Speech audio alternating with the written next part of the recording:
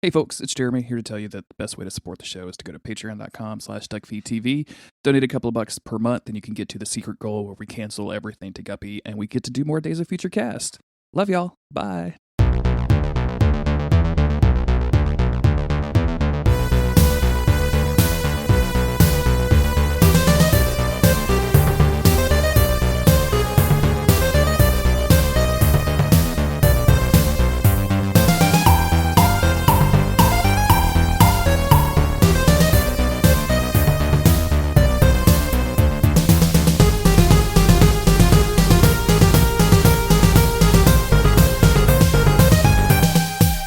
I'm Jeremy Greer.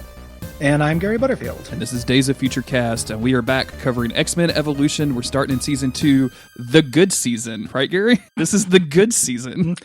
It's it's judging on a very generous curve. It is a slightly better season, while a nonstop parade of dumb shit continues to happen.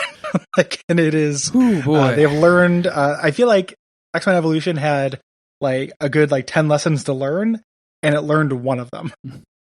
Yeah, in this, it is slightly better.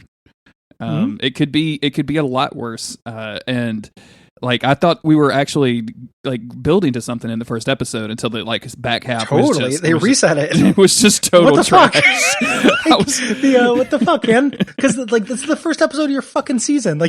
You could have really done, hey, there's a new status quo, and then they do the reset button with the flimsiest explanation that has ever been. And I'm like, really? Are you gonna... It made me think of The Office, where they got Jim and Pam together, and that was their major plot. And then they get together, and then they're like, what do we do now? And then they just start throwing other relationships at things. They keep having them be in trouble and stuff like that. They're like, what if the relationship isn't actually good? What if they have a baby? What if the camera guy wants to fuck Pam? Ooh. Yeah, what if the camera guy's in love with Pam? They're just trying, and it's you accomplished the goal, you set something up, and you don't know what to do after it, and it's so obvious. And here, they accomplished the goal in the first episode in a way that I thought was really interesting and would set up a new status quo. But the thing I realized about the show is it's not interested at all. I mean, I realized this last season too. It's not interested at all in serialized storytelling. They don't want there to be a connection between episode to episode, and that is hugely to its detriment. Because nothing sticks. Even though they they faint at it, with the we're covering, and there's gonna be a little bit of a format change. So we've been traditionally covering 2 episodes of these cartoons per episode of the podcast. We're moving to 3 so we can burn through some of these, and also because the material really isn't there to cover. But in the first episode, we blow up a gym, and in the second episode, we're raising money for a gym. And then in the third episode, I think the kids are living in the gym or something. They're living in squalor. But there's some of that, but not character stuff, and that's what really bothers me. So I don't know, man. I'm still on board. I don't think we're going to abandon. There's only 4 seasons, so it can't get hardly any worse. And the more X-Men they shove into this thing, the more interested I am in it. Which at the very least, I'm like, oh, cool, Iceman. Yeah, and then please let him speak. Please give me Bobby Drake speaking. That's all I'm looking for. This show continuously eschews developing their characters for introducing new ones, because no character has more than one trait. So instead of giving a character a second trait, they just decide to introduce a new character with a new trait. Yeah, and that's what I feel like the season's going to largely be about. With the introduction of the New Mutants, which I'll talk about. But that is such a bummer. Because the interesting thing about Cyclops is not that he's straight-laced. It's when that comes in conflict with other character traits coming up. Wolverine isn't interesting because he's a hyper-competent loner. He's interesting because he's a hyper-competent loner who is also extremely haunted by his past, who doesn't know his place. And he moved, character moved. He led the X-Men for a little while. He became a teacher. He tried on these other hats and it let him grow. Nobody in X-Men Evolution does that. Instead of having Cyclops be I'm a straight-laced leader, and also I don't know what it's like to have fun, they introduce another character who knows what it's like to have fun. A little too much. Nothing to do with Cyclops. A little too much too. Dial it the fuck down while we're at it. They introduce a manic pixie dream girl, the likes of which this world has never seen. As opposed to developing their current characters and developing the world or the situation or the plot, and it's so static in a way that just really, we know this is made for kids, but boy, does this make it feel like it's made for kids. Yep. The fact that it's constantly resetting. let's get into it. Get us started, Gary, with our first episode. Episode 1 of season 2, Growing Pains, is written by Frank Power, Sydney Clark, interesting spelling on Sydney, and Steve Granite. This aired on September 29th, 2001. The Brotherhood, minus Mystique, gatecrashed the girls' championship soccer match in which Jean's team is taking part and threatened to expose mutant kind to the world. So fun times. The wiki had these notes, which I find very hilarious because, like, the one for the second one is Jean's going crazy. Yes.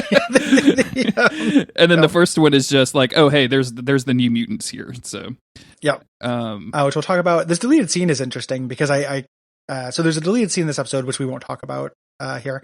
Or I didn't get to see it, at least. No, I didn't. I did not seek out extra material for X-Men Evolution. You didn't do the research. Shadowcat saves Avalanche's life, which is the first step in them gaining a romantic attraction.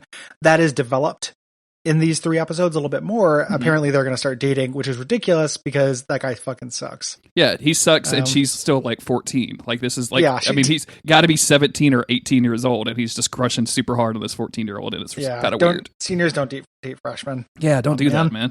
They're in 8th grade like 3 months ago. It's weird. You know better than that. It's like, weird. Yeah. If this is the second year, she's at least, a sophomore, but it's still fucking weird. And also, that guy's such a huge dick.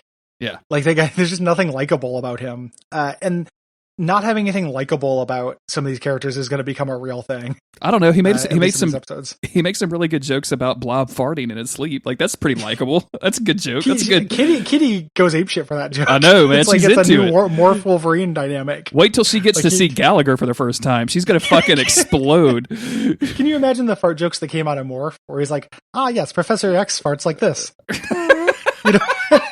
Just like transmorphing his butthole to create the different parts of the different X-Men, like the unexplored area of shapeshifter, like and it's just getting real dedicated to your butt sounds, right? And fartsinations. Like, I can so he's kind of basically taking the place of Morph, except like really unhappy and glowery during this. So we'll get into it here. Yeah.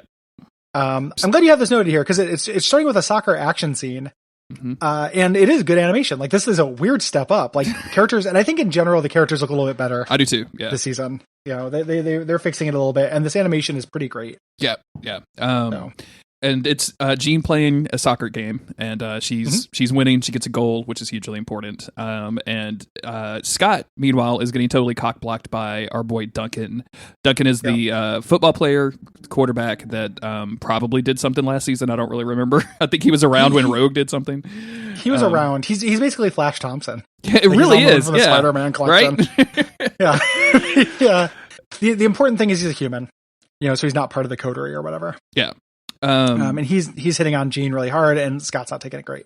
So Jean rides home with Duncan, and Scott gets stuck with Jubilee and Nightcrawler, the stupid crew, as I like to call them. And on the way, they get kind of run off the road by this guy that's being chased by some cops.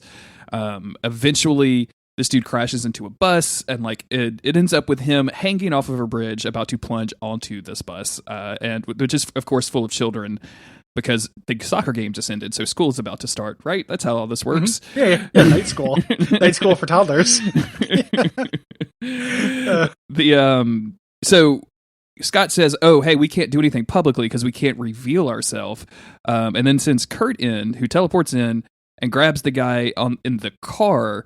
And then as they teleport out, Scott, like from off a camera, which is weird because we're just in real life, shoots the car before it hits the bus, saving all of the children. Yeah. So a bunch of people are going to die. Scott used his power and stuff. So it's setting up what should have been the conflict of this episode. Yes. Which is finally dealing with the thing we've been complaining about for a whole season, which is like, hey, are showing off mutant powers a big deal or not? Yeah. And it's interesting. Like, this is an interesting situation. I too had high hopes for this episode based on this.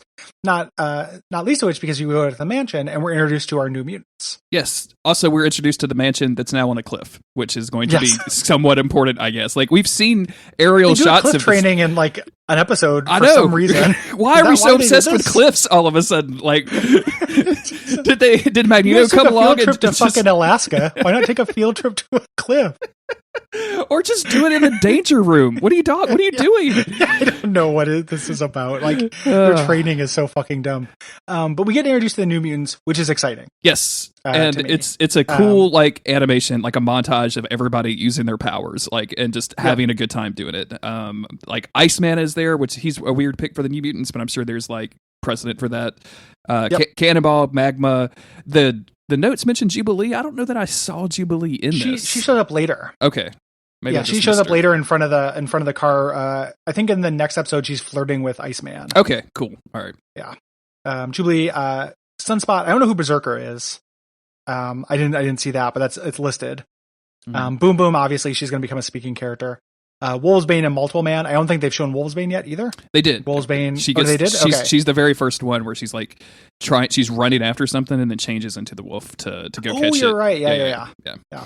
And then Multiple Boy. And then multiple teen. Yeah. Oh, jeez. And then I think in the notes you have Risty, which at first I thought maybe was a misspelling of Rusty, but is that supposed to be the British lady who shows up? Yes. Yeah. Like, I think that's Risk. Deep pull. Yeah, I did not know who this was, and the British accent is fucking terrible, and it's just a weird pick. I guess they just wanted another goth chick for Rogue to hang out with. So yeah, Rogue needs a friend. Yes. I thought for a second it was going to be Psylocke.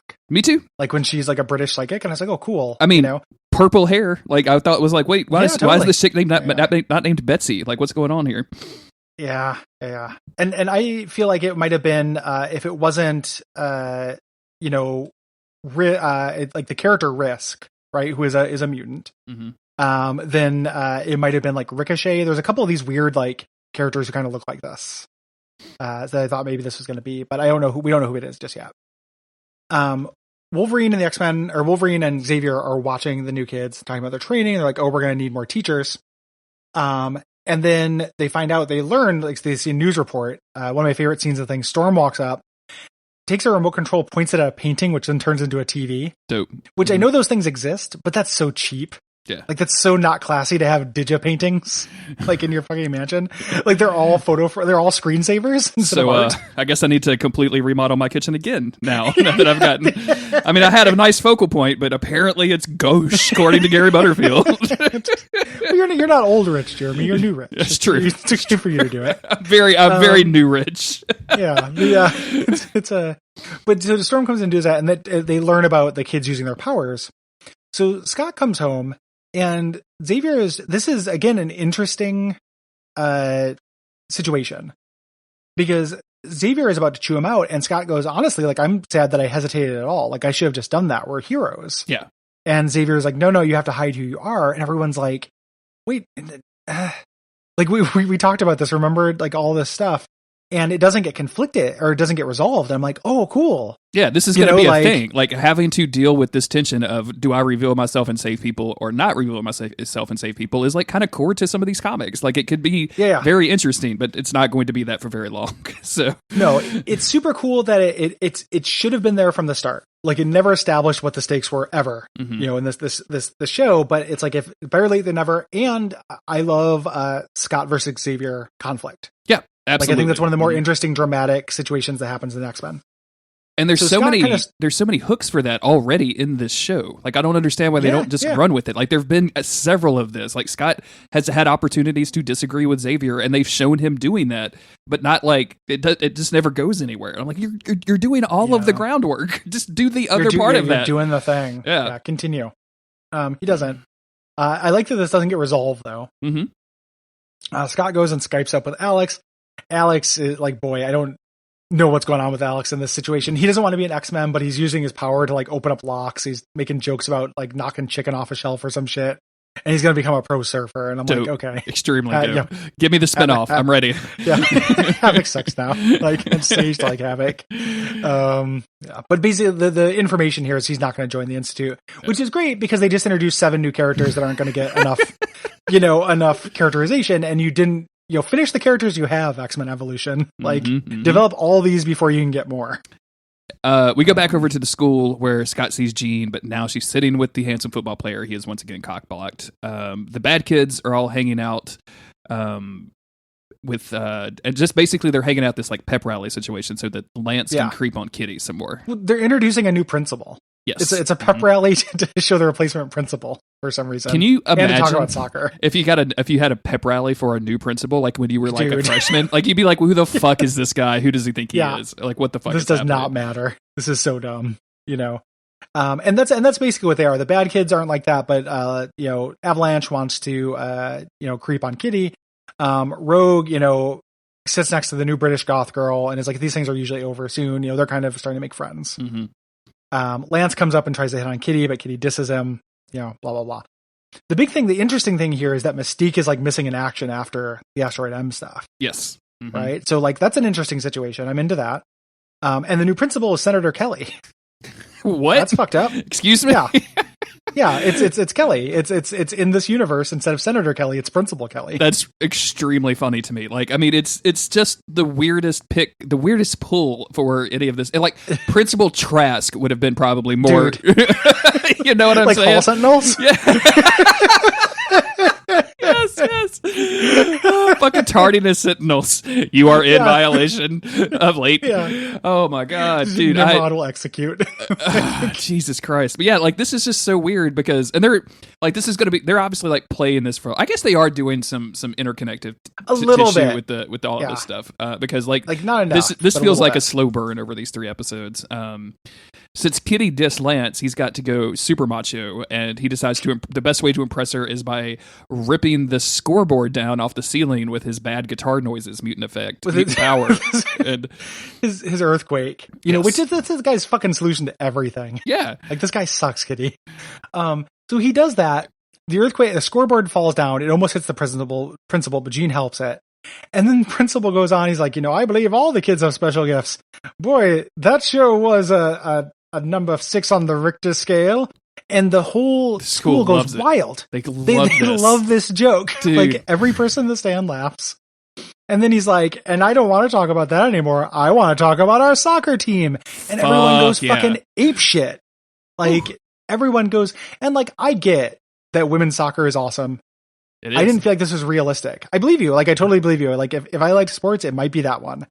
I still felt like the high school going absolutely apeshit over this soccer team was pretty weird. That just tells me that your school had never done well in sports before, because I have been to pep rallies where like my high school football team was like going for the number 1 AAA high school whatever, and people would lose their fucking minds about it. Like just like, and maybe that's just a Louisiana thing, because we'll lose our minds about anything that's either fried or a football. So like maybe they introduce the fried football. You guys are gonna we're gonna fucking lose our minds. But yeah, this actually like was reminiscent for me. I'm like, oh yeah, this is exactly like my pep rally. Except we never laughed at at principal jokes or anything like that. Nobody did that. It's the kind of thing you get beat the shit out of for. Seriously, like, you don't laugh at like, where are the bad kids? A guy keep these good kids in line. A guy I follow on Twitter posted this video that he was describing as like some weird internet video where it's this huge like mega church ceremony that have like multiple speakers throughout the day or whatever, and the crowd had been told like there was going to be a stand-up comedian, like a Christian comedian,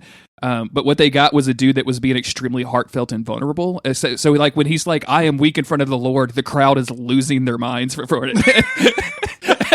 And at one point he's like, why are you laughing? I'm being very serious right now. The crowd's just like cackling like, woo, yeah. I got about like 5, it's like 49 minutes long too, and I got about 5 or 10 minutes into it, and I was like, I can't, this is too awkward for me.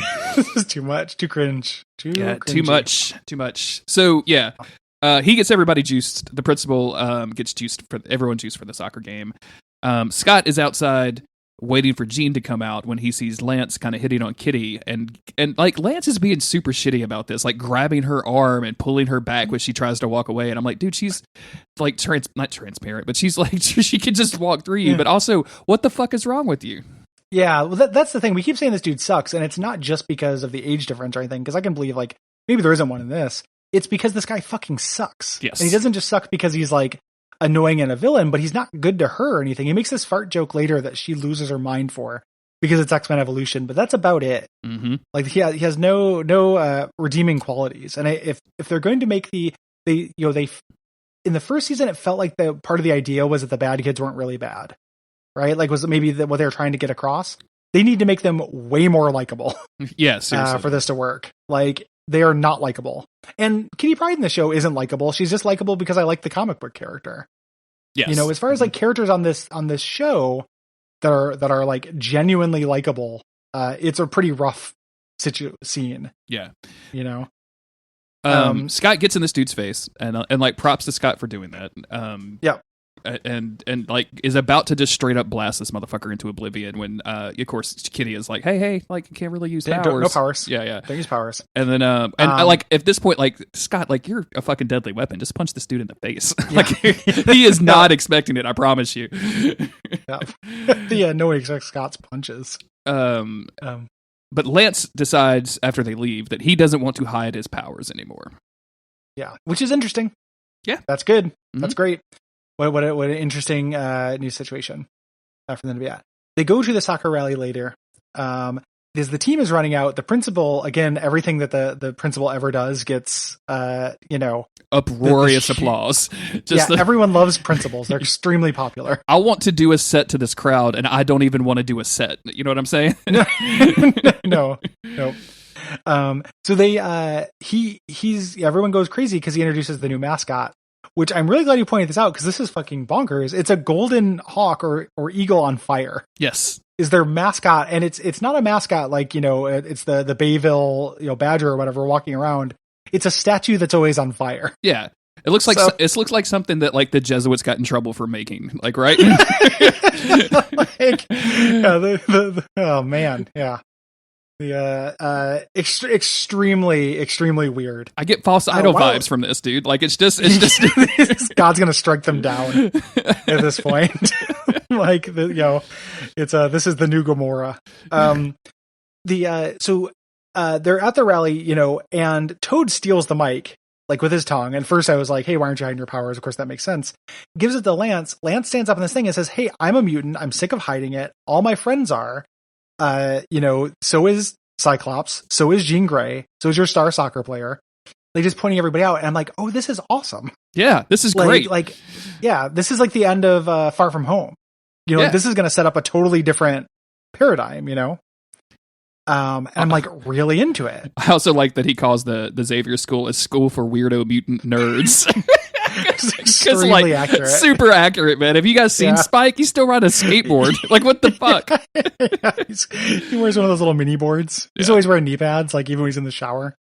And then here's where I can't get on board with the bad kids. Is he starts? He's like, the logic here is so dumb. He's like, and we like to make the world how it is. Like, what if those two goalposts were closer together? And then does his, and like, what are you talking about? What if the goalposts were close? That's how football works. Like, that's how soccer works. Like, yes, what if they were closer together? That's not a line. Yeah. That's not good dialogue. It's just an excuse for you to do your fucking earthquake nonsense. And then they're like, and your principal, what if you had a different perspective? And the different perspective is Quicksilver running around him over and over until he floats like 4 feet in the air. Fucking it's so really dumb. So super dumb. And of course this gets the X-Men out. Blob like starts tearing down the flaming mascot. Cyclops shoots it into the gym where it catches on fire. Thank you, Cyclops. Cyclops. Kitty jumps up and like fries all of the camera equipment because ostensibly they're trying to prevent all of this from getting out of whatever happens. Jean grabs the principal, who immediately like picks up his cell phone to call the police, and Jean's like, nope, I'm gonna break that cell phone. I'm sorry. I love it. You ain't calling shit. Blob, this line from Rogue, Blob is like harassing somebody or about to like I think he's breaking down the bleachers and some dude's about to die or whatever. So Rogue is like, I'm gonna go steal his powers, and she actually has the line of, I'm about to feel really big and stupid, if you know what I mean. Who the fuck is writing this? What dialogue is this? What is this? Why is there's no sharpness to this dialogue? This is just, it is really, really falls incredibly flat. She gets the powers, and then the bleachers collapse on her, so she'll be okay because she's got blob powers. Mm-hmm. Kitty is about to be squashed by the falling mascot. Lance saves her. Originally, it was the other way around. Apparently, in the deleted scene, weird. She saves Lance. Storm arrives, makes it rain, which is cool. And puts out the fire, but it makes everything look bad because they can't do rain. Yeah, it's just like blur. Now it's just a weird like effect, like a weird blur effect around everybody. Like we complimented the animation earlier, and they were like, "Wait, mm-hmm. We have other ideas. We could also make it look bad." Here's a filter. So Xavier's like, yes, it's time for me to erase everyone's memory again, because this shit keeps happening. Like, this is not the first time the gym's blown up in this series. blows up as much as the mansion does in the comics, right? Yes. And he's like, I'm going to erase everyone's memory. And Storm's like, no. And at first, I still don't really understand why Storm says no. Because it doesn't seem like she's philosophically against it. No, she says that this even your mind can't do this. It's just too difficult of a job. She's like, there's 27 people here. You've only mind wiped 22 people at the last orgy. I mean, at the last time we had at the mansion. The last time we got out the entertaining quartet crackers. But why does no one have a philosophical argument with this? Yeah, we literally it's desperately immoral, and also that's what the point of the episode is supposed to be. Well, and we did this whole episode on season 1 and ended it with like, hey, maybe we shouldn't do this anymore. Maybe we should be more open. But no, we gotta wipe. And like, this is a long time. This is like a good 3-4 minute like montage of him wiping a bunch of memories out, and then it takes a really long time. And then eventually collapsing, and then waking up in the mansion. And there's this weird thing where they're like, we've seen like electromagnetic interference in the cameras. It's like, could it be Magneto? It's like, okay, sure. Well, we won't find out for at least 3 more episodes if Magneto's still alive. But of course he is. But one of the dumbest like plot contrivances is Xavier got everyone except maybe not the principal. Good job, dude. The idea that the mind wiping works like that, where it's like I got everybody, that meant the last one I just did a half job. Like you have to do them one at a time. Is really dumb to me, Like, I bet the Shadow King could have knocked this out in like 2 minutes flat. Totally. Not even winded. You gotta recruit the Shadow King. Like, why don't you, get Psylocke? You need a Psylocke. Assistant to the Professor Xavier on your side. So, and it ends with like, the intrigue of maybe the principal, and the principal's going to become a bigot because of his name, and that will be interesting. But it's such a slow fucking burn, and it would be way more interesting if they were like one of the, I love the TV show The Good Place. Yeah. One of the things and Venture Brothers, right? Same thing. I love that they upend the status quo constantly. Mm-hmm. Like every season ends with something really important, and because of TV, you're trained to believe that it's going to get reset, and then it never is. Yeah. Like, oh hey, Sergeant Hatred's the bodyguard now, and we're sticking with it. He's the bodyguard for the whole fucking season. He's not going anywhere. He's a character. Get used to him. Sergeant Hatred is in season 4 of The Good Place. I haven't. Holy shit! Extremely weird, dude. I didn't realize they had reset the board that much. God damn. I'm just really surprised he made it to The Good Place with everything we know about him. Like, but it's just like really, really impressive the way they do that. And every season of The Good Place has been a new concept. Yeah. Basically like set with this, and it's a really courageous thing to do. And this is so fucking cowardly.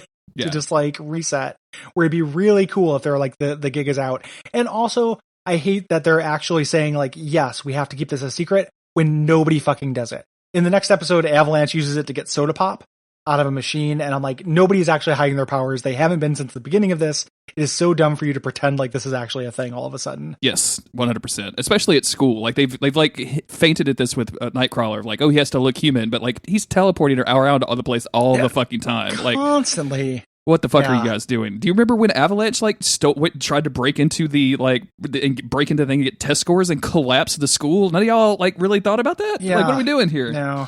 And we were joking. It's like, oh, Xavier just shows up to mind wipe everyone all the time. But this episode is telling us, no, he doesn't. Because if he did that, then he would be like fainting constantly.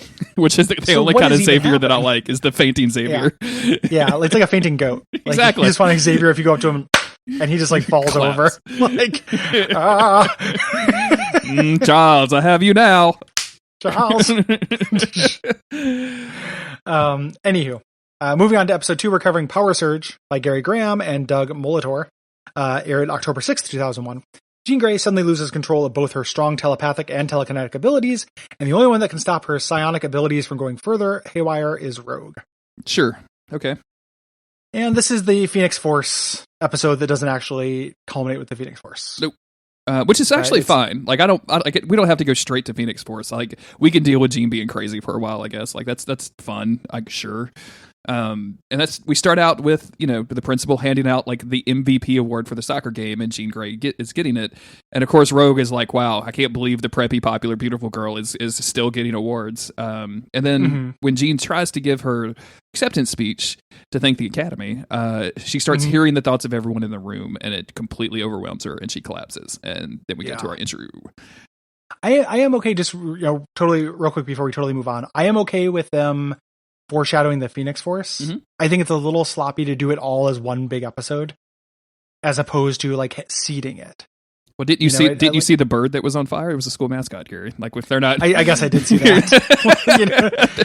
The Bayside Phoenixes. If their mascot was Jean Grey, the Bayside Phoenicians. Oh my god! Yeah, like maybe that'd be something. I'm into it, man. I'm into it. Just like, oh, you may beat us this year, but we will rise from the ashes and fuck our clones.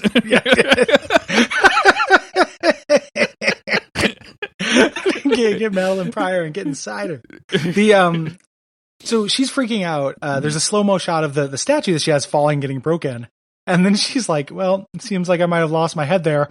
Crowd absolutely goes fucking nuts. Loses their head again, dude. Just everybody just trips the fuck out. I mean, except for Rogue. But everybody else is super into it. Fucking amazing. The warmest crowds in the world are in Bayside. God, dude, I'm telling you. If we do Duckfest, right? The next Duckfest Bayside, dude. Every single thing we do will just kill. It'd be great. Like, it will just absolutely kill. Oh man. Yeah. So Avalanche tries to get Kitty to go to chemistry. They walk off together. Scott goes up to Jean and is like, "Hey, like you looked really overwhelmed. Are you okay?" And she's like, "Oh, I'm fine. Everything's good. Like, I mean, I'll just see you at Duncan's party tonight." And he's like, "What party?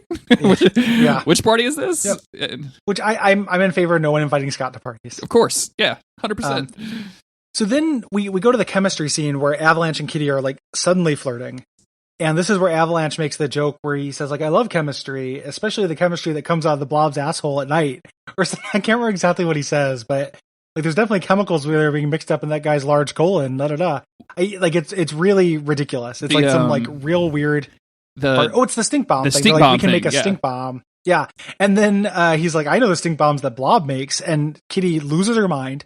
Then Professor McCoy comes in. It's Beast. And he's like, now, kids, it's time to make a stink bomb. Whole class goes absolutely apeshit again. Dude, it's so fucking it keeps good. Happening. Like Lil Nas X just walked into the classroom and announced a new album. Is what just happened in here. You're about to make me lose my mind. What? Fucking stink bombs. Oh my god. It is everyone is going crazy. It is nice to see McCoy because, I mean, he's not beast up yet. Like, he just looks like a big old dude. Also, he's a coach for a team that does every sport, which I find really weird. He's the phys ed's coach. Yeah, he's just the coach. That made me think it was very Canadian. Like, oh, that's what you guys call gym teachers in Canada. Yeah. Like that's probably what this is. Like, that's why he came in with the big bags of milk under his arm. Sure. What? Is that a weird porn that you've seen? Is this? No. Canadians drink milk out of bags. Did you know that? I guess not. No, I've never been to Canada, so yeah. Oh, I haven't. I don't know where I found it out, but they you buy milk in a bag. That's so weird in Canada. I don't like that. Yeah, it's very strange to me. I don't know, but so Scott's trying to go to the party. Mm-hmm. We cut away from the stink bomb joke. He's trying to get to the party, but everyone's in his way. This is where Iceman and Jubilee are flirting. Like, Iceman makes a little like rose for her. And then like he didn't clean up his ice though, which I don't know why he was just icing up the steps as part of his flirting process. You never prematurely iced before, Gary? It happens to everybody, but not that young. Yeah, but he runs into somebody, another New Mutant, and like does like a full like 17 cartwheels down the stairs before hitting the ice puddle, and eventually it was just very funny to me. Rogue is at this party for some reason. I'm glad you pointed that out, though, just real quick, because there's a later falling down the stairs scene, and I had the realization the animators had never seen someone fall downstairs during this, because it happens later in this episode or the next episode. I was like, what is with all the stair content? Did someone just learn this could happen? And now you got to jam it into every episode? Somebody saw one Buster Keaton movie and was like, okay. Oh, sure. Shit. This changes everything. Physical comedy. We could do this. Guys. Yeah, we have the animation chops for that, but you don't. Anywho, please continue. So Rogue is at Duncan's party, which it takes place on like a Great Designs house from like season 10. She's being super gothy and like hating everything, and she's like, where I'm from, we would never go to a party with these people. And her friend Ritzy is like, really? Because it's like cool, like we're having a good time, like what do you want to do? And then of course Scott arrives, and her friend accuses her of being into Scott, and that drives them to leave, and so they leave together. Yeah, and ordinarily, like, I would be in for this like teen romance shit, but I don't care about any of these characters. You know, like that's the big problem. Like, yes, like I'm interested in like, oh, like Iceman and Jubilee getting together, that's interesting. Like, oh, Rogue and Scott getting together, that's interesting. What do they have in common? well, they're both kind of cursed by their powers. Like, I kind of get it. Sure. But at the same time, these are just such shitty articulations of these characters that it kind of doesn't matter. Also, I'm pretty sure Scott was the only X-Men that Mystique didn't dress up as to terrorize Rogue during that episode. So, like, best of a bad lot, huh? Like, I'm living with my literal nightmare figures, but at least you're a good-looking man who has a curse. So Scott and Duncan start playing table tennis in the most aggressive, dumbass way possible. And everyone is really uncomfortable by this toxic masculinity until Jean decides to break it up. She comes up and she says, well, maybe you guys would want some macho cheese dip, which no one goes crazy for. And I'm not saying that's a good joke, but it's a joke on like, boy, that earthquake was sure measured on the Richter scale, or whatever that other joke was. But so she makes a joke, nobody cares it. And then she just clearly uses her powers in the front of everyone, and I like flip off my screen as hard as I possibly can because nothing matters. Everything is dumb as hell in the show. I don't like it. She drags Duncan away and like proceeds to yell at him, and he's like, "I didn't invite the motherfucker here. Like, what do you want? Why'd you invite this asshole to my party? I'm just trying to get in your pants when you're inebriated, okay? Like, chill the fuck out. Like, don't bring your chaperone. Like, it's extremely like nothing is good or gross about this. Duncan is being really gross during this too. Yes, like he's like, I can't remember what he says. Like, it's like, if you're gonna be mad at me, at least be mad at me for making out with you, or something like that. If we're gonna argue, we might as well do it while dancing, I think is the line. That's what he says. Yeah. But he's kind of like leaning in. He's definitely horny boying her. Yes. But then her Phoenix attacks. So she starts hearing everybody's thoughts again. She runs out into the balcony where Scott follows, and he's trying to comfort her and try to take care of her when she literally throws him off the balcony. Fortunately, killing Scott like kind of wakes her up a little bit, and we X-Men 3 it basically from here on out. So, Scott's gone, not acknowledged at all. Yeah. But she catches him right before he hits the pool. Like he's like a couple of feet from the pool, and when Duncan comes in and is like, "Hey, Jean, you want to fuck?" And she's like, "Oh, wow, you distracted me." And of course, Scott falls into the pool. Duncan goes over there and is like, "What are you doing in my pool, bro?" And he says, Scott responds with literally, "I'm checking your chlorine level," which is not a joke. That's literally something you just do to a pool. Like, what are you doing? It's really, really weird. And Duncan isn't like, "Hey, weren't you upstairs like 1 second ago? Like, how'd you get teleported down here?" He's not weirded out by any of the clear like superpowers at work here.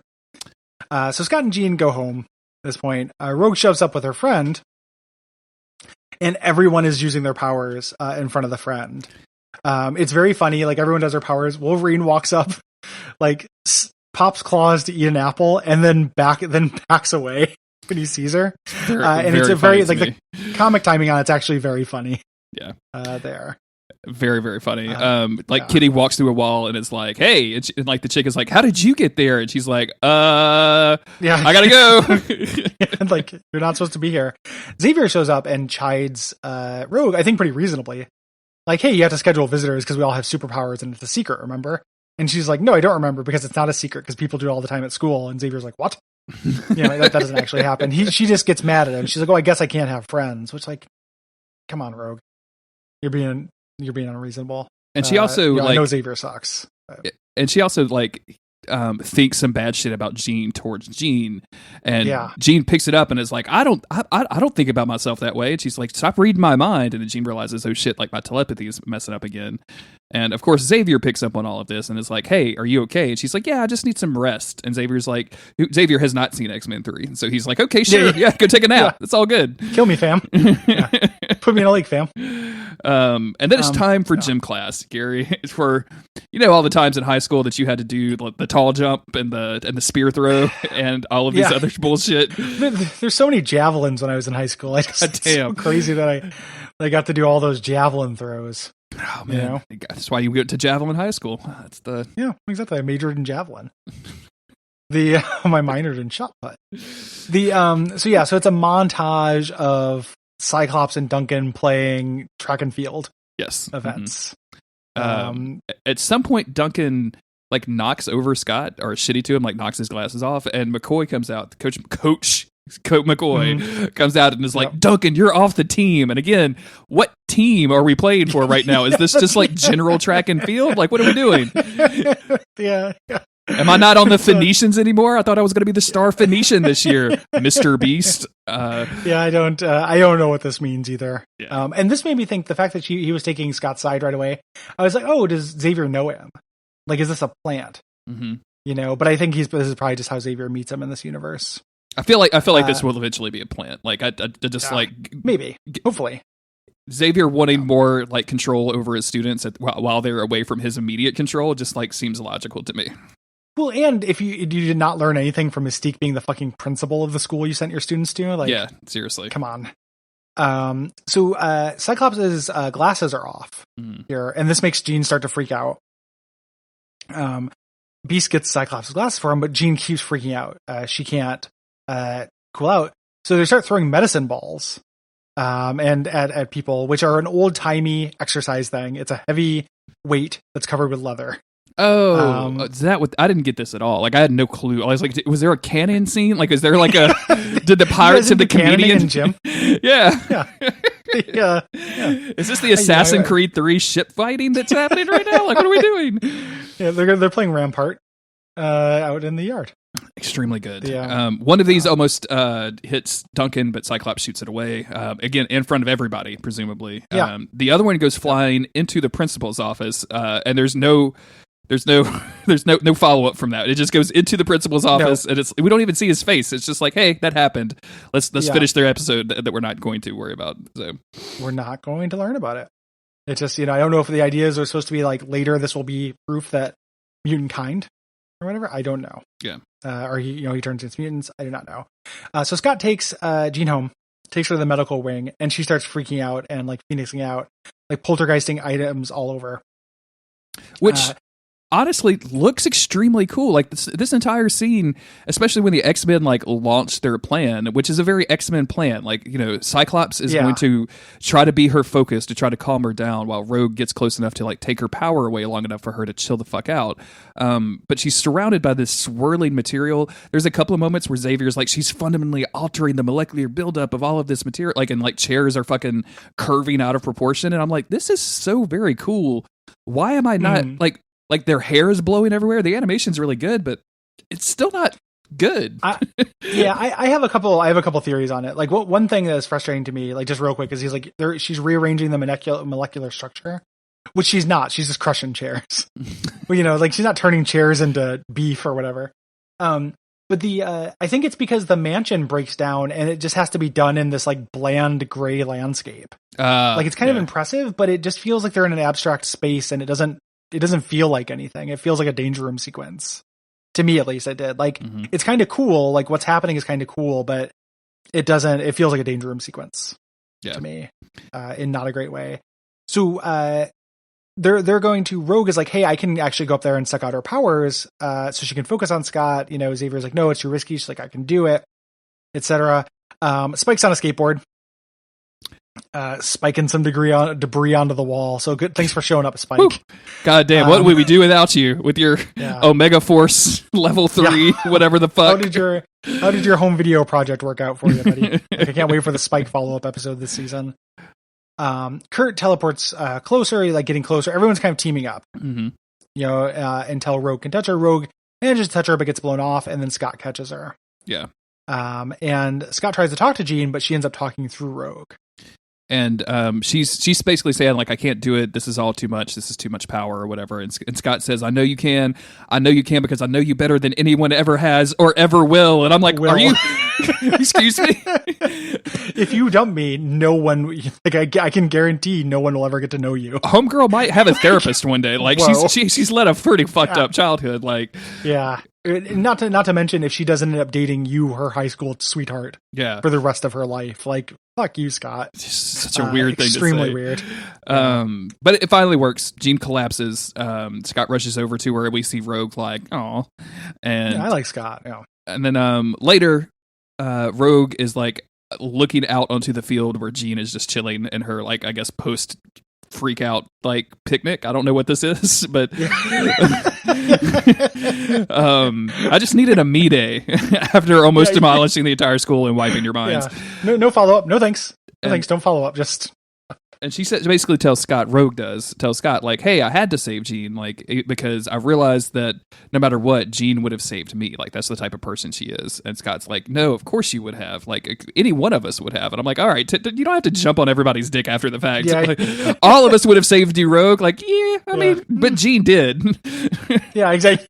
Yeah, no need to minimize somebody else's accomplishments there. And then what it has to be like, you know, I don't use this word a whole lot, but one of like maybe the cuckest things I've ever seen anyone do. I hate to use the term. The word has been co-opted, but Jesus Christ, is he just living this life right now? Yeah, this is amazing. So Scott walks up to Jean with roses, and you're like, okay, makes sense. She wasn't feeling good, but he's actually delivering roses for Duncan. And to kind of put his own little twist on it, he crumbles up the note. It doesn't destroy it. Doesn't throw it away. Destroy it. Doesn't pretend it never happened. And then he's like, yeah. Nope, I have to deliver it though. It's the postman's code. And I'm like, why would you do this? In a million years, it's so weird. Like, I don't have any I think Jean should be able to choose whoever she wants to date. I don't think she has to date Scott. I think Scott's not necessarily making a good case for himself in this whole thing. But like the idea that he's like, well, I'll deliver him. Like, I don't, I'm not a real invested masculinity guy, but I wouldn't do that. No. There's like a girl I liked, I wouldn't deliver flowers for the other guy who'd liked her. No. That's crazy. No, that puts you, like, that doesn't, like, friend zones don't exist, right? Like, that's a made up lie. But, like, that puts you off the dating chart. Like, if you deliver roses for, like, your competition, then this girl is going to look at you and be like, sure, even thank if you for this roses. Think of him as strong enough. It really signals that you're not interested in dating the person also because no one would ever do that.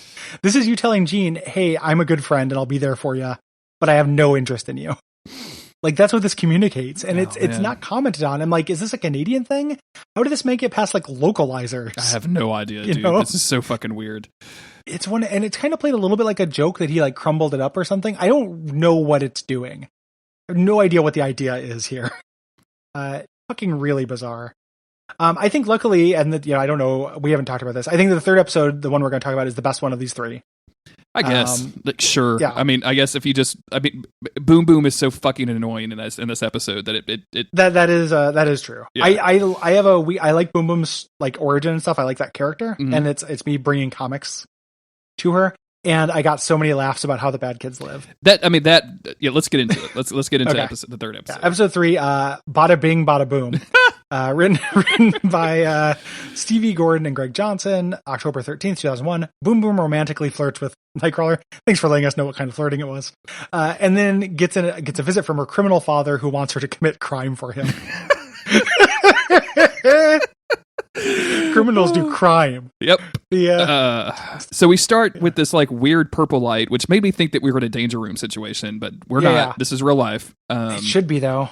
So should be. Like, this whole scene is actually, maybe I'm going to turn around in this episode because this scene is deeply annoying. This whole thing is really weird. We've got most of the team on the edge of the cliff. Nightcrawler has been staged like halfway down on a ledge with like rocks covering them, and presumably this is all an exercise in how to save a very specific situation. Yeah, like it's just like, and it's all very, very staged too. It's not like this dynamically happened. Like they specifically put Nightcrawler in a place that he could instantly teleport from if it was just a normal day.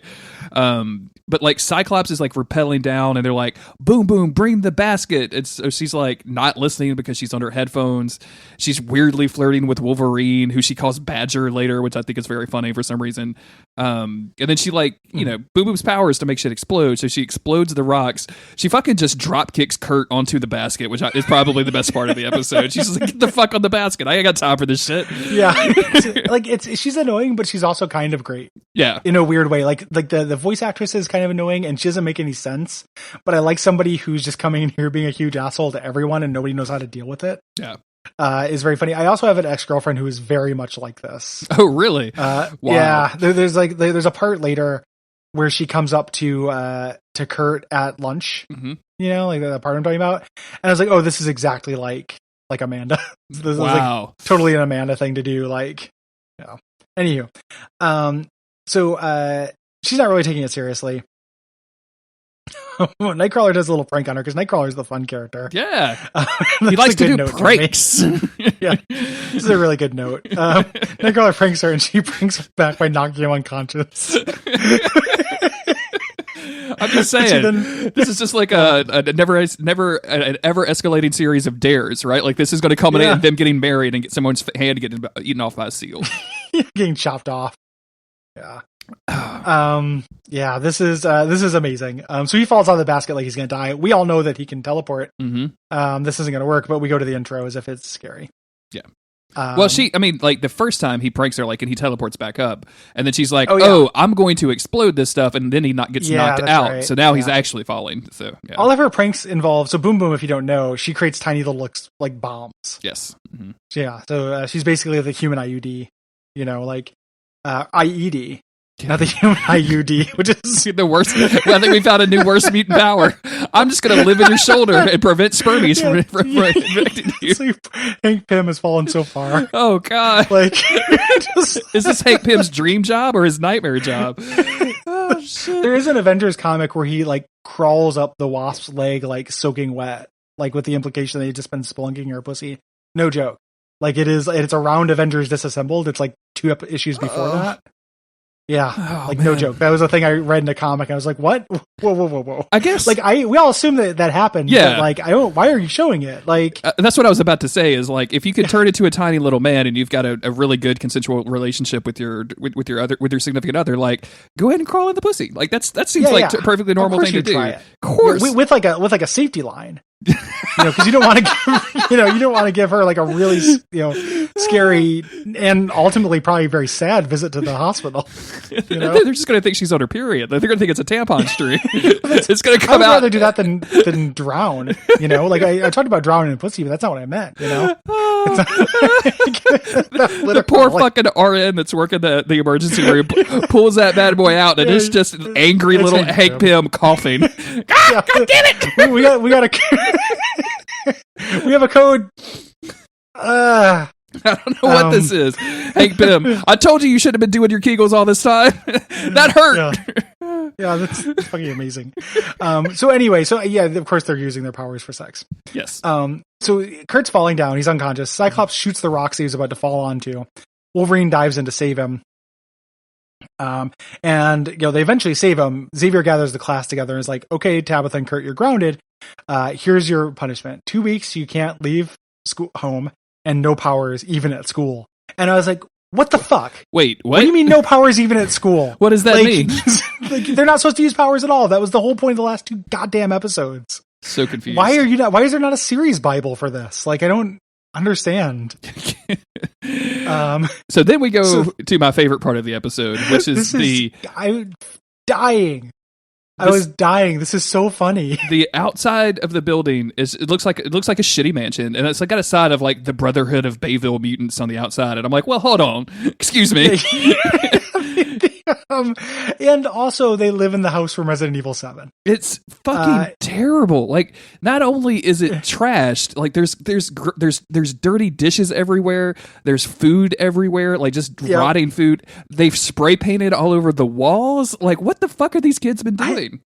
I get Mystique hasn't been around to pay the rent, but 1, there's an implication it's always been like this for 1. Mm-hmm. So Mystique was just living here. For 2, you guys are old enough to know that this is not right. Yeah. As somebody who grew up in really bad circumstances around a lot of poverty, I knew it wasn't right. And if I knew that it wasn't just like a normal thing to just not have running water. Yes. Which happened later. My favorite plot beat in this episode is the Brotherhood of Evil Mutant get their water shut off. Sure. They're very funny. Like, kids. They're on the cutoff list. Read a comic about that. Like, I sell a device that lets the water company do that remotely. I bet they have one. Just absolutely amazing, the scum thing. So Toad's like, "Hey, we need some money. I know where we can get some money." Runs up and just decides to start smashing his face into Mystique's door. Like, did you forget about the super strong guy you have? Yeah. Or the guy who causes earthquakes and vibrates things around? Or the super fast guy that presumably could just like run up a window, run up there, like do anything. Like he's super fast. Like he's just smashing his face over and over into this thing. Like, and at some point, like Blob's like, "You have to stop. It's not like I like you, but I don't want you to hurt yourself." And I'm like, open the goddamn door for him then. Yeah, just push the door in. Like, what are you doing? There's What also every time they show. How do they not know Mystique is gone? They don't. Toad thinks so, but they don't all know it. Like, someone's like, "Oh, we're not supposed to go in there," and Toad's like, "She's not coming back." But like, Toad's the only one who doesn't think she's coming back. Fucking weird, dude. It's so fucking weird. Yeah. Also, whenever like these guys like move around with Quicksilver is like 3 seconds later than them, but like comes in like he's been super fast. Like, like Quicksilver, like, oh, you guys are going upstairs. I'm gonna go make a sandwich and play a video game. And I'll be right up there. Like, it's really. I'm gonna take 4 deep breaths before I follow you. Fucking strange. Yeah. So we go over to the school. The principal is announcing that they're having a fundraiser to rebuild the gym that the X-Men burned down. Which, Xavier, you can't help out, Xavier. Like, you can't. Yeah, it's extremely on brand though for X-Men though. Oh like, my god! They have a fundraiser for the super cool adventure we had last week. So a gross adult dad shows up looking for Tabitha. Yes. In the school, like looking around for her, and just is talking to the principal.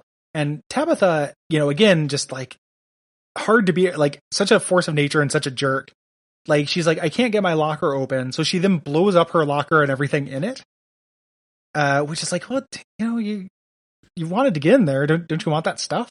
Well, then she says it's not her locker, and then she walks down to a different locker. Like, it's a it's a little joke of her just destroying property. It's so funny. It's so good. Yeah.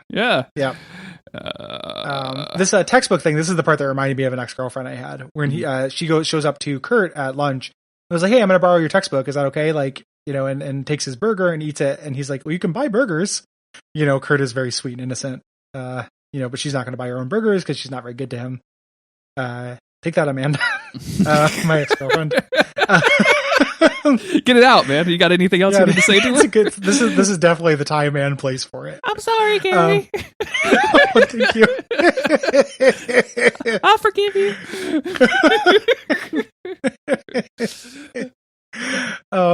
So Tabitha runs into her dad. Yeah, the creepy dude who turns out her dad, and she's not happy to see him. No, not at all. She's like basically this is all in line with her story. So. Yeah, and she's basically trying to run away from this dude. Meanwhile, Cyclops is still bummed that Jean is hanging out with Duncan, and he's talking to Kurt, and Kurt is basically in love with Tabitha. Tabitha goes over to the vending machine where Avalanche has basically used his power to get one Coke, and she uses her power to destroy the machine and get all of the Cokes, and presumably get suspended because it's 2000 and what? What was when it was 2001, and they definitely had cameras, probably. Like, what are you doing? I know, yeah, and just like the idea of like Avalanche getting one soda and then her getting a bunch of sodas and being like, "Whoa, impressive! I like your style. Look at all those sodas you got." It's so dumb. And then there's a weird close up on the change that's in the soda machine. Like, and I was like, oh, okay, Avalanche is going to gather up all these nickels and pay his fucking electric bill or something. Sure, yeah. And I really wish that's what happened with the episode. Like, it was like Avalanche showing up at the power company and just being super angry that they're not taking his nickels and like going to the coin star at the Winn-Dixie. Why are you only paying me with iTunes cards? I need cash money. Yeah, I know. I hit the wrong button and customer service closes at 9.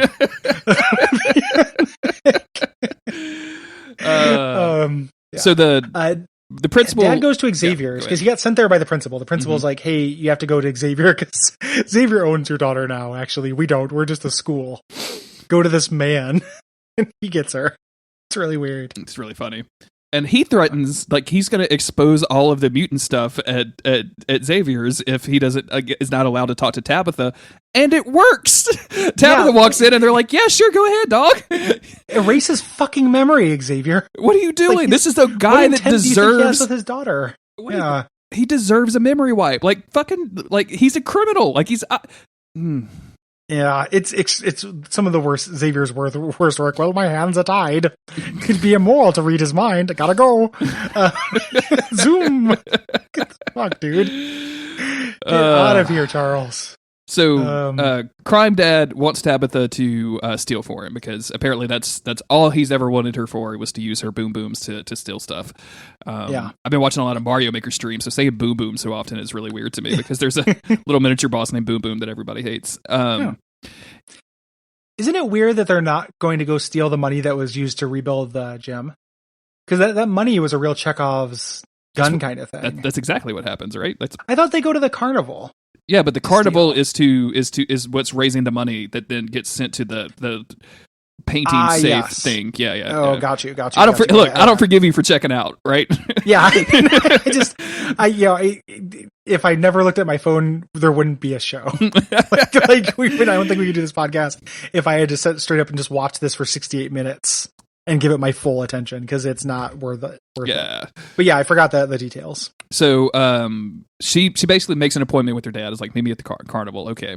Yeah. She convinces Kurt to break their curfew or whatever you call it, detention, and to go to the carnival where it's prank time. Yeah. More pranks. And when your mutant power is blowing things up, that's the main prank you have. Yeah. So she blows up a popcorn machine. She blows up a hot dog that Blob is about to eat. Good thing he didn't put that in his mouth and die before it went off. I mean, he's he's indestructible or something, right? I'm sure she knew that. She's read his file. She seems very responsible X-Man. I think an explosion inside his face might actually have some effect on Blob. Or in his stomach, I don't know. But she's pranking everything, destroying everybody's stuff, fucking everybody's date, like making the ride they go on, they're on, like she like overcharges it. Mm-hmm. So it goes really fast, so everyone gets really sick and wants to puke. It's just her being, again, like a manic pixie nightmare girl. I love the scene of all of these fucking normies getting off this thing and just like holding their stomach and like, I'm like, please show it. Yeah. Show all the vomit. Yeah. Give it to us. Give us all the vomit. This is how you get Zeitgeist into X-Men Evolution. he tries to vomit and just burns a big smoking hole in the ground. Oh no. So she tells Kurt, like, go hang out somewhere else, because she sees her dad. She's like, I gotta go talk to this fucking crime dad. And crime dad tells her, hey, we're gonna go steal all this money that the school has raised to rebuild the gym. And she's like, okay, sure. Avalanche somehow overhears all this and is like, oh, I've got a plan. Kurt sees this and is like, oh, I've got a plan. And his plan is to go interrupt Scott, who is being flirted with by Jean's friend, who got ditched because Jean's not Duncan.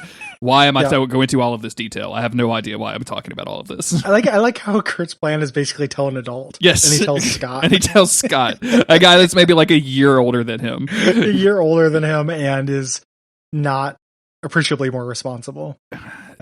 So Tabitha blows up the safe. Dad grabs the cash, and then Toad steals their money from them. I do like that Toad is like, I'm gonna make a withdrawal, and just like tongues the fucking money and then jets. What if he did that at the bank? Like when he eventually gets a checking account, like Toad eventually gets a 401k and a savings account, and he's just like, I want a withdrawal, please. What? I just want to see Crime Dad's reaction to getting it, like his money tongued out of his hands. Like, what the fuck is this? Boom, boom! You didn't tell me that you had a boyfriend. Tongue boyfriend. Yeah. Oof. So Toad takes it to the bad crew, but since Cyclops knew, Cyclops and the good crew show up in costume. By the way, everybody's in costumes now. Yes. Yep, everyone went changed. So the. Sorry. So they went home and got Spike too. It's just really funny to me. He wasn't invited to the carnival. No. But they're like, hey, do you want to go to the carnival? He's like, yeah, great. I'll grab my board. No. And then we're good. We got a car. We can just drive there. Just bring your costume. It's all right, buddy. Don't worry. You're going to do something during this. And what he does is extremely dumb. Of course. Yeah. So they get into a little bit of fight, like where they're trying to get this money. Toad gets away, but Jean stops him. Scott grabs it. Spike uses his spike to nail the money to the basketball goal, and then Kurt does a teleporting slam dunk to grab it. Sure.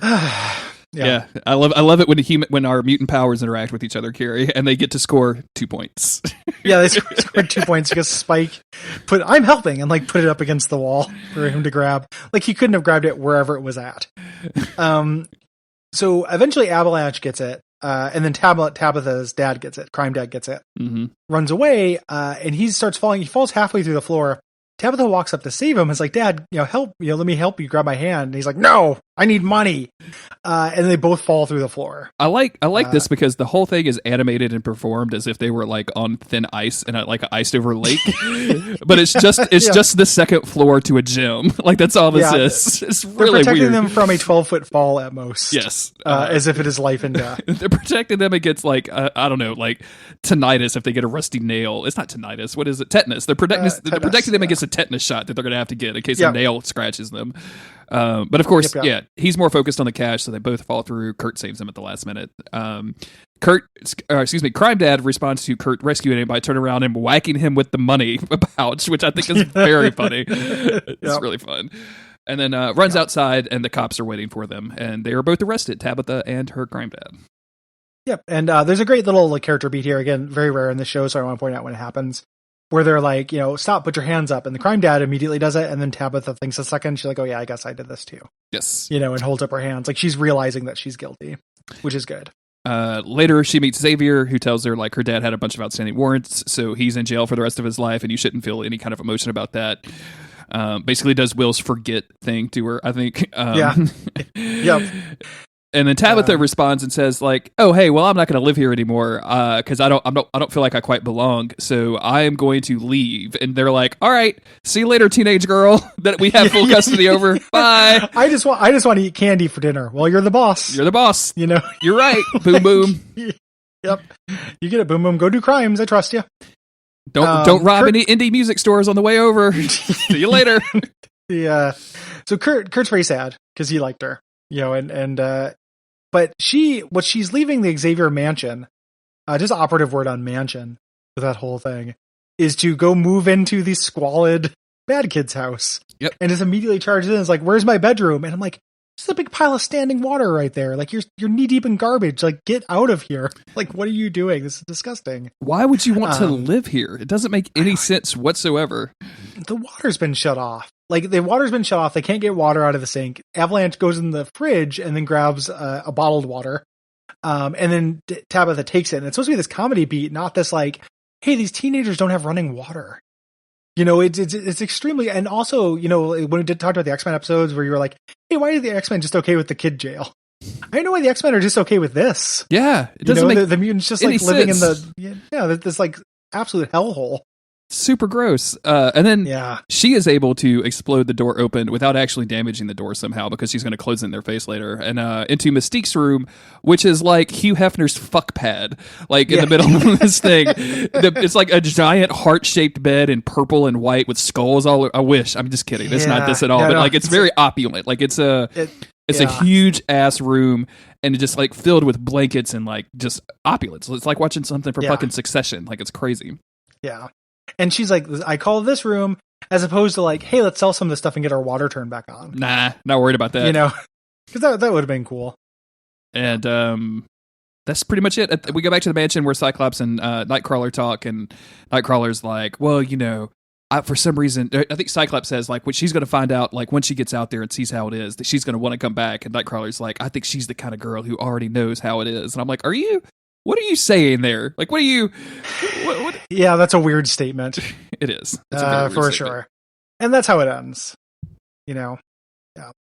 That's the end of these episodes.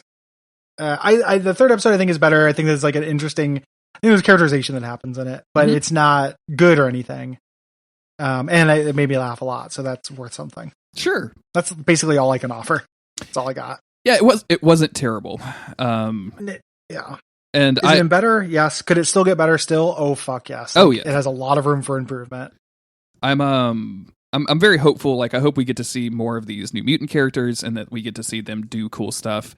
The montage in the first opening episode of them using their powers was some of the coolest powers use that we've seen in the show so far. So I'd kind of want to see more of that, right? I want to see these X-Men use their powers in cool ways. So hopefully that will happen. These were all right. And yeah, I feel like we've been relatively negative on this show. I feel like a lot of people have some rose-colored glasses about this shit. So yeah, I don't think that we don't have an axe to grind. Yeah, not at all. So it's the reactions you're hearing are honest, whether you agree or not. But coming into this as two dudes pushing 40 coming into this children's show, it doesn't hold up super great. I was just going to say, it's not Dark Souls 3. We're not being paid to hate it. So God, I'm still waiting for my last check about that. Jesus Christ, yeah. You heard me recently say I've been revisiting it and it's been fun. That's mostly just me trying to tempt the people who paid me into hating that game into giving me some extra money, 100%. Some push money. If you want to pay Gary to hate various games that you like, you can go to patreon.com/Duckfeed.tv and donate some money. They can that gets you all kinds of cool benefits, exclusive podcasts. It gets you episodes early. It gets you access to the Slack. It gets you all sorts of cool stuff, and it's a really good way to support some people that you may like or that just want to see them hate or dislike. Or dislike. I don't know. Yeah. Every once in a while, somebody will give us like, $10 on Patreon and then just leave a really mean Patreon comment. I'm Do like, it. Cool, you paid me to do this, bro. Like, okay. It's okay. I'll live. Promise. It is. I'd rather they just not say anything mean at all. But if you want to pay me to do that, that's weird and it's fine. Yeah, if this is your kink, like I'm here for it. Like I will. I'm not gonna stop you. Say mean. Actually, no. Don't presume that if you pay somebody, you can say mean things to them. That's just a rude thing to do in general. Like that. No. But if I'm giving people permission to post things I'll ignore. Yes. On our Patreon if they're mean in exchange for giving me money as long as they don't masturbate to it. So it can be a kink, but only to a degree. Yeah, just don't tell me that you're masturbating to it. That's I mean, like you can jerk off to whatever the fuck you want to. Just please don't let me know about it. Don't tell me about it. Keep the horny off, main. If you can't donate, no big deal. Tell your friends about the show or leave us a rating or review on Apple Podcast or Google Podcast or wherever podcasts are deployed to pervade. Deploy 20 cc's of X-Men Evolution opinions to me. Stat. Hopefully everyone liked Hopefully everyone liked the Deadpool episodes. Yes. We should probably do Dark Phoenix next. Yeah. Yeah, that finally came out on like home viewing ability, so I'll rewatch that. I've only seen it the one time in the theater, so yeah. What would be a fun bonus episode of this because it's only vaguely comic related. Sure. Is if you end up seeing the Jokester, we should talk about it for a minute and do a Duckfeed Presents or whatever. Yeah, we could do that. I can schedule that to happen. Just if you want to see it, like, and not for we don't have to make it a whole thing. But if you want to talk about that for a half hour, like it'd be a cool way to get that onto the network and.